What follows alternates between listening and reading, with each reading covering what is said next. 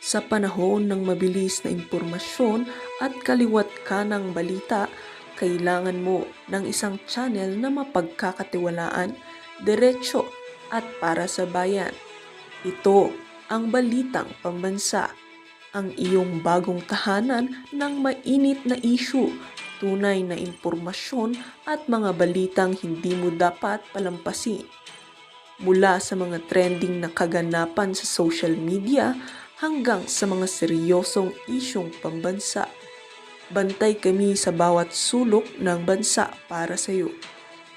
Hindi lang basta chismis, kundi validated news, mga impormasyon na may batayan at mga kwento ng tunay na buhay Pilipino.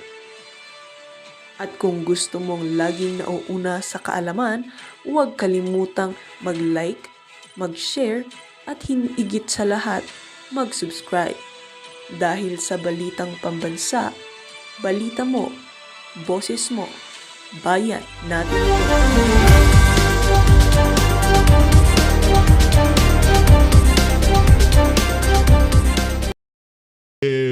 Bawal palang gamitin sa China, bawal palang gamitin sa Chinese na binobomba tayo. Pero Pilipino na nagpapahayag ng damdamin, pwede gamitin. Yan ang problema.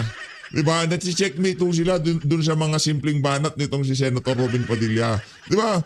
Pag nasa West Philippines tayo, nag-iiyak yung mga yan. Si Gita Rela, binobomba tayo. Binubuhusan tayo ng tubig ng mga China na yan, ng mga Chinese na yan. Diba? Napakabuli nila. Pero yung mga nagrarally sa kalye, ang administrasyon, binubomba din naman ho. Diba?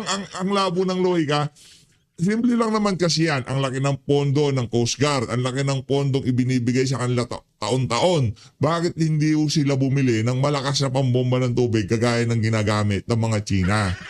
Diba? Para wala tayong problema. Pagka binuhusan tayo ng tubig, basahin natin sila ng tubig. Ganun lang naman kasimple yung mga kababayan. Kaso binibig deal nila para medyo sensational pag narinig ng ating mga kababayan sa social media at mainstream media. O rumekta na ho tayo. J. Tariela ha.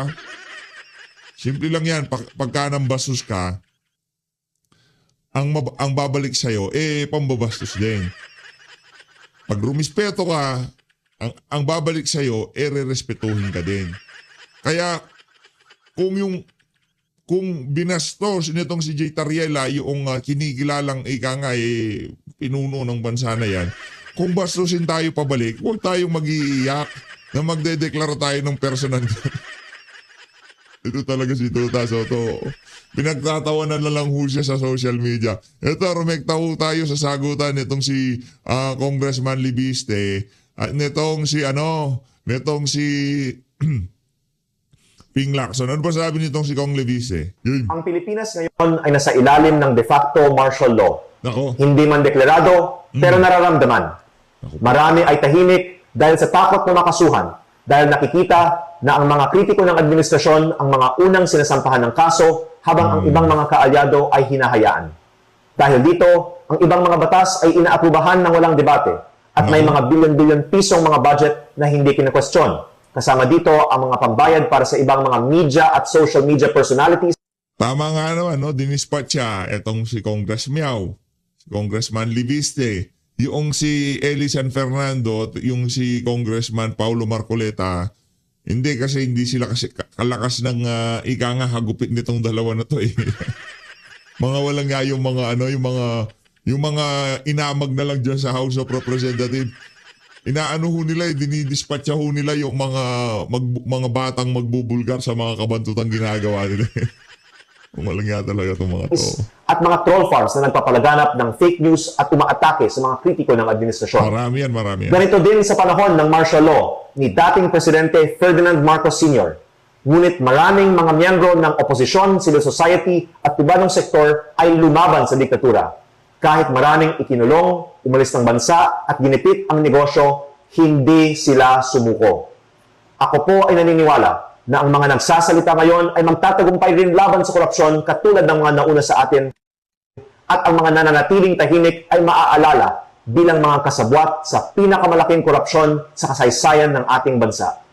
Umaasa rin po ako na ang mga nagsasalita tungkol sa korupsyon sa gobyerno ay poprotektahan ng taong bayan at gagamitin nila itong pagkakataon upang ibahagi ang katotohanan para sa kinabukasan ng ating bayan. Ang Pilipinas ngayon ay nasa ilalim ng de facto martial law. Hindi man deklarado, pero nararamdaman.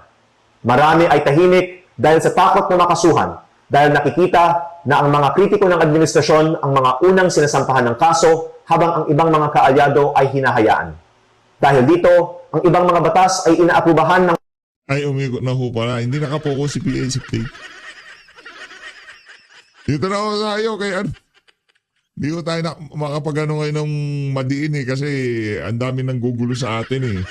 Mamaya na kasi kayo mag-chat. Dito tayo kay kay Pinky. Pinky. I do not agree. So kasi daw dinidipit yung mga nagsasalita. Malayo. Walang gano'n. I do not agree. Paano ka mag-a-agree na nasa ilalim na tayo ng de facto martial law kasama ka sa mga nagpapa-implement? Ikaw nga tumatrabaho doon sa mga naglilink kay Marcos Jr. sa lahat ng skandalo na bumabalot ngayon sa ating bansa, di ba? Sa pamumuno mo bilang Blue Ribbon Committee Chairperson, ang dami mo na nagawa para sa de facto martial law ni Marcos Jr. So talaga, oo. De facto nga, alangan naman yung mga kasabot, sasabihin nilang oo. Raulo ka ba? So kasi daw dinidipit yung mga nagsasalita. Hindi. Wala ko nakitang gano'n. Wala daw siya nakikita ganun. Nakakatawa. Yung isa, ito si Tatay Digong nasa The Hague, Netherlands na. Si Pastor Kibuloy nakakulong na. Oh. Ano pangalan ito? Si Bong Revilla na kung saan ginagamit na scapegoat ng administrasyon, nakakulong na. Yung ibang mga kasama nyo dyan, susunod na. Pero ikaw, safe ka dyan. Kasi kasama ka sa pag-iimplementa ng de facto. Di ba, ilililis mo usapan eh. Di ba, ang linaw na ng takbo ng pagdinig nitong si Senator Rodante Marcoleta. Papunta tayo sa mga mastermind. Pumasok ka sa eksena kung saan mo dinala. Doon sa mga maling coordinates. Ang tagal na palang nabulgar yan. Panahon pa ni Senator Rodante Marcoleta nung nandiyan siya sa Blue Hearing. Nabulgar na yan. Di ba, Pinky? Sinungaling mo talaga. Kasabwat ka. Hindi kasabwat siya sa pag-i-implementa nung tinutubo nitong si Di ba? Yung mga nagtuturo kay Marcos Jr. at Martin Romualdez na silang mastermind, ayun, nawawala ngayong mga panahon na to, Master Sergeant Orly Gutesa. Ngayon, kunyari, isusupina nyo, alam nyo namang hindi magpapakita dahil tinatago ng mga kasabwat ng mastermind. Luko-luko talaga tong si Pinky. Di ba siya nga nag-file ng complaint? Libel? Kung de facto martial law, siya yung papala ng complaint. Di ba? Ako ay malimit ako nag-agree sa kanya, no? Sa kanyang raw courage, sa kanyang principles, pero this time, wala pa. Pero saan nakausap niyo na po ba siya? Yeah. Nung hearing, tapos nag-WhatsApp kami. So ano na yung payo niyo sa kanya? Sabi ko, never ever quarrel with media. Because they always have the last say on you. Wala kang laban. Kaya pala wala kang sinasabing kontra sa media, kinakaibigan mo. Kaya nga ikaw pala yung sweetheart ng media, ikaw ang paborito ng media. Di ba, pagka ini-interview, pinglakson yan. Pinglakson yan di ba? Credible, di tumatanggap ng DAP, di tumanggap ng PDAP, di tumanggap. Credible eh. Pero ngayong mga panahon na to, Brad, lahat ng ibinild mo sa makalipas na panahon, sabay-sabay gumuho sa pagtatanggol mo kay Bangag, di ba? Kita mo yan. Kaya umalis ka na dyan sa Blue Ribbon. Wala kang bilang dyan. The only revenge that you can, you can have against me just not to be interviewed when they want to interview you. I'm not applying it to you, Kaya sa tingin niya Kay Shelly Bueno ba? Shelly Bueno ba yung kausap mo na yan? nagigipit siya kasi pinimbestigan yung kanyang mga company. Well, kung mayroong basis, anybody should be open to investigation, di ba? Kung may basis. Kasi walang basis, no matter how they investigate you, walang mararating eh. Been there, done that, di ba? For 9 long years, yan ang sinapit ko nun eh. Pero andito pa rin ako, nakatayo pa rin ako. Yun lang yun. And then so yung kay Senator Bato, kasi kina-question, Noon po kasi, Diniscuss namin kanina ni SP, pero hindi ako at liberty to share with you kung ibigta ka namin. Meron kami Kailangan nung kasi na dispatchahin itong si Senator Bato de la Rosa. Kailangan nung nilang trabahuhin dahil nga mag-i-impeachment na laban dito kay VP Sara. Diba? Kailangan na ho nilang trabahuhin. Ika nga, ang ginagawa ho nila na yan, yung panggigipit doon sa mga ibang kasama nila dyan, dito kay Jingo Estrada, Senator Joel Villanueva, lahat po yan bumabagsak sa impeachment ni VP Sara dahil sila mismo alam nila ang kanilang oras bilang na kung sakaling, bilang na yung mabubulgar lahat ng kabuktutan na ginagawa nila. Pati yan de facto martial. Ang bihira talaga kung si Kong Lian. Tayo ba ay naniniwala na nasa de facto martial tayo? Oo, naniniwala ako. At yung mga kasabot dyan, ilan sa mga kasabot na yan, sila yung mga nagsasabi na wala tayo dyan sa de facto martial. Alam naman, sabi kumamin ka. Alam tawa. Di ba, ano sabi ng mga diskaya? Sasabihin namin kung sino yung mga mastermind. Ituturo namin kung kanino daw binibigay yung mga perang inaabot namin sa kanila. Anong nangyari? Sinong pinag-initan? Di ba? Maging ikaw, Pig, pinag-iinitan mo sila eh. Hindi ko sila Hindi ko sila proposed. Bahala ka nga dyan, ayoko na sa'yo. Umalis ka dyan. Punta ako dito kay Prof. Ana Malindog. Uy, si Prof. Ana Di siya kasama sa de facto. Dito tayo, game. Oh. First topic. Kasi very shocking to me, no, having worked with PRRD, very shocking to me is the handling of Bongbong Marcos of the China issues, our issues with China. No. Totally shocking kasi during PRRD's time, the only time that could speak, and he gave those orders very specific, very clear. Nobody else can talk about this but me. I'm the only one that can speak. So I'm very shocked that an underling like basically nobody in the totem pole of power, Jay Tariela, is being authorized. No, he's being, I don't know authorized, but he's being allowed. No, he's like a loose cannon, talking about such sensitive issues. And then recently nga, Prof, na may lumabas na video where he is lecturing, giving a lecture. That's so scary. Giving a lecture to kids, no, about his ignorance and his hatred about China. And in the background, you can see that he has demonized a very powerful man of a very powerful country, President Xi Jinping. May I have your thoughts on this? And then wait, and then could you also segue into how a senators now of the land have responded in kind, no? Because China came out with a very wonderful, very, very strong rebuke of Jay Tariela's, what he did, no? So, could you please enlighten us kung gaano kalaki itong diplomatic faux pas na ito? Oo, actually, napaka-serious na usapin ito, Doc Lorraine. Kasi in the very first place, this talks about international relation, diplomacy, and foreign policy. Ito yung problema ng administration ni Bongbong Marcos. Kasi when you talk about speaking on sensitive and international issue, even local issues, dapat malinaw sa kanya kung sino ang talagang magsasalita on specific issue, especially when you talk about foreign policy.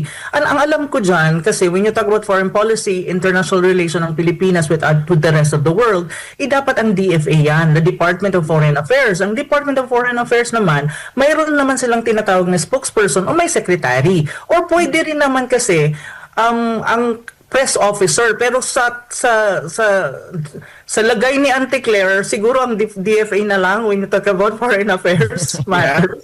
Yeah. So that's another, no? I mean, terrible, no? So, okay, go ahead. Kaya ako, kung ang pag-uusapan natin is foreign affairs matter, siguro, ang dapat mangyari, ang DFA. But the problem with Marcos Jr.'s government really, objectively speaking, is ang daming nagsasalita on behalf of the president and on behalf of his government, which is topsy-turvy. Hindi mo makikita yan sa mga matitinong bansa na may matitinong gobyerno. That's already one indication na may problema ang Marcos government. And that's even foreign policy pa lang ang pinag-uusapan natin. Marami pang issue. Itong issue ni Tarela, siguro ngayon ang nakikita lang natin is the Chinese embassy is very kumbaga hindi na sila kasi ang tipo na parang hindi na nila gusto maging punching bag kasi sa Pilipinas talaga ang China card ay ginagamit ng mga politicians, even the likes of Tarela, Kaya wag ko kayo magpabola pagka sumisigaw-sigaw yang si Erwin Tulfo. Ay, gas-gas na yung ano na yan, yung China card na yan na pagka binanatan mo ang China, makabayan ka. Hindi mo totoo yan. Napakalaking kasinungalingan ho yan. Pagka binabanatan mo ang China, hindi naman automatic makabayan ka na kagad. Yung pinagtatanggol mo ng interes ng sambayanan. Kabalbalan ho yun, mga kababayan. This is more about their personal interest because these people they don't represent the Philippines and they don't represent the entire Philippine nation. Correct. Yun yung problema. So, yung ginawa ni Tarela is a diplomatic issue.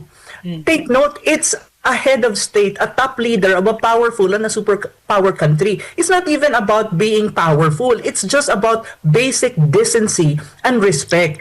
Yun. At saka ang nakakainis dyan at nakakabahala kasi nga, sabi mo nga, Doc Lorraine, na dangerous kanina. Kasi ang ginawa niya, alam mo, hindi lang sa DLSU yan. Kasi marami akong kaibigan sa mga university na nagsasabi sa akin na si Gibo at itong Tarela, umiikot yan sila sa mga universities, mga top universities ng bansa at kumbaga, nag-explain sila ng issue sa South China Sea. Sa akin kasi, to be very frank with you, there's nothing wrong with that. If you want to explain to the public, even to the university student, kung ano ang issue ng South China Sea. But if you are in a university, the basic decency, kapag pumapasok kayo ng university at magsasalita ka in front of student, is to be kumbaga, make the discussion academic, yung diskurso academic. So meaning you present, you don't do this kind of things na dinidemonize mo at dinidepict mo ang top leader ng isang bansa in a caricature na hindi siya okay. At magre-react talaga ang bansa nila because it's the top leader. Disrespectful yan sa kanila. So ang pinaka-dangerous dito is you're poisoning the minds of the young Filipinos, students, na you hate a country and you hate a person. Hindi naman ganun ang dapat ang education natin, 'di ba? Ang education dapat is you present the issue, you present two sides of the story and let the student have their critical minds work na, okay, ano ba talaga? I have a question. So, we already know the narrative of Jay Tariela, right? So, could you briefly tell us what that narrative is in contradistinction to the truth? Okay, ang narrative kasi ni Tarela is ganito na may ang sinasabi niya na yung part ng disputed area ng South China Sea at tiniterm nilang WPS, which basically is not recognized internationally. The West Philippines is not recognized, but of course it's being recognized in the Philippines. Is sinasabi nila na mayroon tayong soberenya dyan. Actually no, at ang sinasabi nila yung arbitral ruling daw ay nag-rule na ano tayo, kumbaga, we have like what... Makinig ho kayo, itong portion lang na to ang talagang isinadya ko dito ihain sa inyo. Itong portion na to pakinggan nyo ho kung ang kaibahan ng sovereignty at sovereign rights, okay? Diyan ho tayo inuunggoy nitong mga opisyal na to ng pamahalaan, especially itong si Jay Tariela at nitong si Gibo Chodoro. Ipapanood nyo ito sa inyong mga anak. Itong portion na lang na to, yung kay Pinky at itong ito na lang portion na to kasi kay Prof. Ana Malinduguyo talagang malinaw magpaliwanag. Kaya sabay-sabay ho tayong matuto. Ulitin ko. Tinanong ho siya nitong si itong si Doc Badoy kung anong kahibahan ng dalawa na yan, okay? Okay, pakinggan natin. Ulitin natin.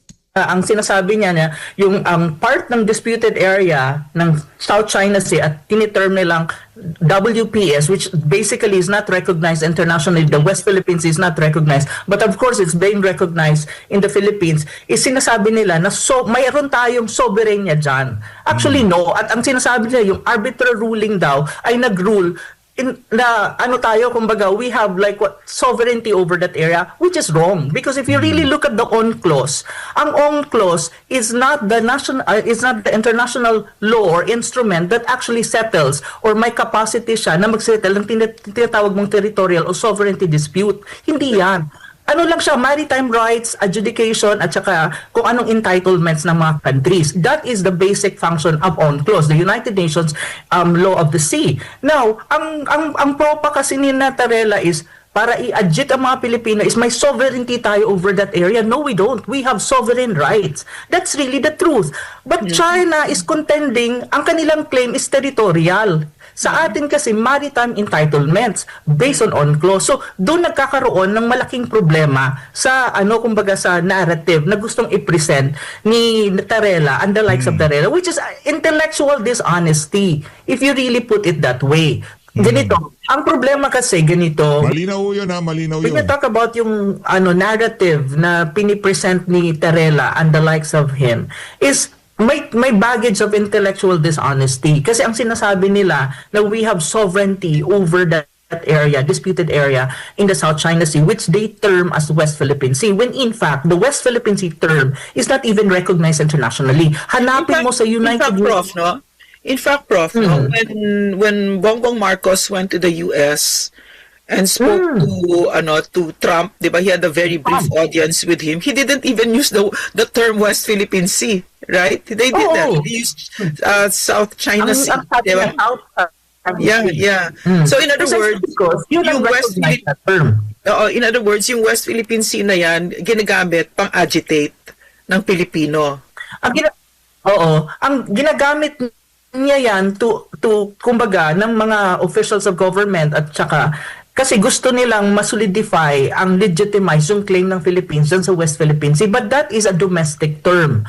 Ako sa akin, to be very honest, and Doc Lorraine, I don't have any problem if you use it in the Philippines because that's coined by the Philippine government. Okay, fine. But present it in a way that is hindi ka nagkakaroon na intelligence, na may intelligence at the same time na hindi nagkakaroon ng tinatawag na intellectual dishonesty. Kasi ang nangyayari sa mga tulad ni na Risa Ontiveros, Tarela, even Gibo, and even some members of AFP na nadi-distort nila yung ibig sabihin at ano yung laman ng 2016 arbiter ruling at kung ano ang totoo dyan sa issue dyan sa South China Sea. Which is not good. Question, Prof, no? By this time, we already know the truth, diba? We already know the facts about this, no? So, and yet, Tariela persists, and then ito sila Risa Ontiveros, no? I'm pretty sure they also know, diba? So, paano yung totoong, why do they persist? What is the real reason of it? And who or what is behind this narrative that's being forced down the throat of Filipinos? Kasi for me, no, ang alam ko, fact, no, is that the CPP, NPA, NDF are also riding on this issue to agitate the people. Kasi mahilig sila mag-agitate, di ba? Yan yung paraan para makarecruit sila, kailangan galitin nila, and then they stoke the patriotism na pseudo, di ba? Pero nanggagaling sa kasinungalingan, di ba? So Prof, could you please enlighten us, no, kung saan ito nanggagaling? Alam naman natin yung facts about that. Just to reiterate quickly, that we don't have sovereignty over the disputed area na tinatawag nilang quote-unquote West Philippines. We have sovereign rights based on UNCLOS. Ang issue ng China is territorial. What's the difference between sovereignty and sovereign rights? Pag sinabi mong sovereign rights, in that particular area, mayroon kang exclusive rights, kaya nga exclusive economic zone, to exploit the resources below, not above. Kasi above the sea, it's international waters. So, ibig sabihin, lahat ng country pwedeng mag-pass through dyan. Kaya even China can pass through our exclusive economic zone. Below that, you have the exclusive rights to utilize the marine resources. That's it. But even then, in UNCLOS and even in the arbiter ruling, in consultation with the coastal state, ibig sabihin, yung claimant states ng South China Sea, which include Vietnam and Malaysia. On the other hand, when you talk about sovereignty, ibig sabihin, pag-aari mo yan. Hindi yan pwedeng galawin ng sinumang bansa. Kasi sa'yo yan. Pero ang problema, based on UNCLOS, 12 nautical miles from the shore is your territorial waters. Outside of it is international waters already. So that is the intellectual dishonesty. At saka, ang arbiter ruler, walang ruling when you talk about these matters na territorial kasi hindi nga niya competency ng UNCLOS that. So ngayon, ano ang reason bakit ginagamit ni Risa, Tarela, and the likes of them na itong issue na to? Tama ka naman, Doc Lorraine. It's all about tinatawag mong jingoism. Tinatry nilang i-agitate ang Pilipino using the card of so-called false nationalism para masabi lang at ma-project nila ang kanilang mga sarili na they are patriots, they're nationalists. For what purposes? Of course, to gain popularity, media mileage, and in preparation, lalo na ngayon, in preparation for 2028. Kasi 2026 na, Doc Lorraine. Ito na yung time ng preparation ng mga ambisyoso na gustong tumakbo ng presidential, vice presidential senators. And take note, what? Kumbaga ginagamit na nila sa kanilang pangangampanya. Naiintindihan na ho natin. Kasi yung mga bata nga naman, kumbaga isiniset na nila yung narrative. Kung sino man ang kandidato sa 2028 na kokontra dyan sa China na yan o merong pangkukups na gagawin sa mga China na yan o yung magpapa-under sa naratibo ng mga Amerikano, yan dapat ang iboto nyo. Parang ganun ang dating ibang klase. Matataba talaga ang utak nitong mga aso ni Marcos. One of my friend told me, a very close friend of mine, who actually are very much related to the Tariela family ba o relatives na yan. Na Tariela, itong si Ilong Ranger natin, tatakbong senador sa 2028 daw. Diyos ko, sabi ko, the Philippines is doomed if that's the case. Really, to be frank with you, tatakbo siya daw. Yun ang sabi ng friend ko. Sabi ko, oh really? Kaya pala may ganito siyang mga forma-forma at the expense of our foreign relations or at the expense of our international and regional standing. So yun yung totoo doon. So they're using it for their own benefit, politically speaking. Ang tanong, bakit din? Kasi may tinatawag kang audition politics sa Pilipinas. Nag-audition sila kay Uncle Sam kung sino ang pwedeng suportahan ni Uncle Sam pagdating ng 2028. Kasi alam naman natin na ang Philippine politics, whether we like it or not, whether we accept it or not, talagang ang Amerika is part and parcel of it. May influence talaga ang Amerika kung sino ang magiging presidente at kung sino din ang sinusuportahan nila when you talk about national position and even local position. So right now, nag-audition itong mga to, ang dami nila, kay Uncle Sam. So kaya ang hyping of the issue against China, yung anti-China card ay ginagamit ng mga yan. Very obvious naman. And look at their alignment. So Tarela naman on the other hand, talagang ang boss niya na hindi ata Pilipinas Amerikano ata kasi ang mga linya niya ay linya yan ni Ray Powell, yung tinatawag nating CIA propagandist na may blog or mayroon siyang website na C-Light. If you really analyze the narrative of Ray Powell, which is a CIA, is very much aligned with yung mga pinagsasabi ni Tarela and even Gibo, to be very frank. So this is really the whole picture and this is the truth. And I really hope the Filipino people will have a little of extension of their imagination and their, understanding and critical thinking na makita nila ito. Kasi this is very crucial, Doc Lorraine. When you talk about 2028, my God, the whole 6 years, the whole 4 years, at magsi 6 years ata si Marcos Jr. sa office, anong nangyari sa Pilipinas? Ang tanong ko, do you really want these people to still be in power and to be elected in position by 2028? My God! Parang ayoko na umuwi sa Pilipinas if that's the case. Yes, that's true. Sa totoo lang, nakakalungkot ho mga kababayan. Kaya, ganyan ho talaga buhay, no? Kung ang mga Pilipino, kung mananalo itong mga bangag na to, wala ho, kawawa Pilipinas. Susunod na 6 na taon, magmimistula ho tayong aso ng Amerika. Wala ho tayong sariling desisyon na atin lang. Dapat lagi ang kinukonsidera na kung ano ba ang gusto mangyari ng Amerika. Prof, kasi you said that si Uncle Sam, US, gets to call who the president is going to be, di ba? Hindi lang nangyari pa ng panahon ni Duterte. Okay, I wanted to go to that. That was really my question.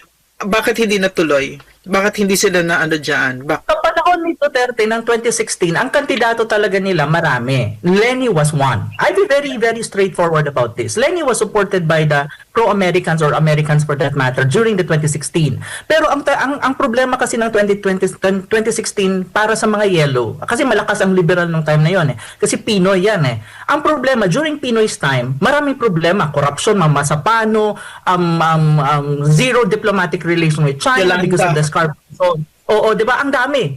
Nagkumpul-kumpul lahat. So pagdating ng 2016 election, national election, may kandidato sila si Lenny, ang liberal, pero mayroon kang dark horse, and that was President Duterte na biglang lumabas last minute na tumakbo. And the whole nation parang sabi na, oh, good. We have one dark horse na pwede nating suportahan. And to be very frank with you, Doc Lorraine, ang 2016 national election was a revolt of the middle class. That was the revenge and the revolt of the middle class through voting. Kaya, nakita mo, si President Duterte nanalo with a big majority, with a big margin as against to Leni Robredo, as against to the Mar Rojas, hindi si Leni, si Mar Rojas, pero yellow pa rin yan.